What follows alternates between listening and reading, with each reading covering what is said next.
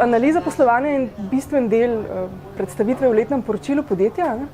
In je dosti širok pojem, ki dejansko pri nas, saj v tej krovni zakonodaji, v Zakonu o gospodarskih družbah, niti ni definiran tako natančno, da bi podjetje točno vedelo, kaj se od njega pričakuje, tako da je dosti odvisno od vsakega podjetja posamezno, kaj bo vključil v neko analizo poslovanja. Definitivno je to finančna analiza, prikaz nekega finančnega položaja, uspešnosti, obvladovanja tveganj kot eno ključnih področij v zadnjem času in pa vpliva na okolje.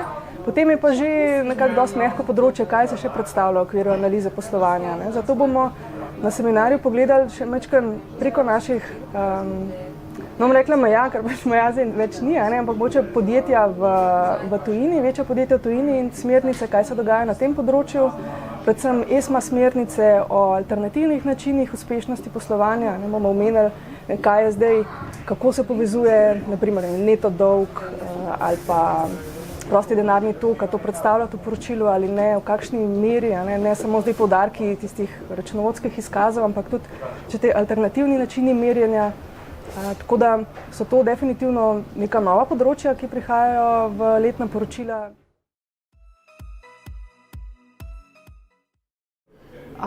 V okviru mednarodnih standardov bomo posvetili predvsem pozornost razkritju v povezavi s tveganji in pa povezavi razkrivanja poštene vrednosti.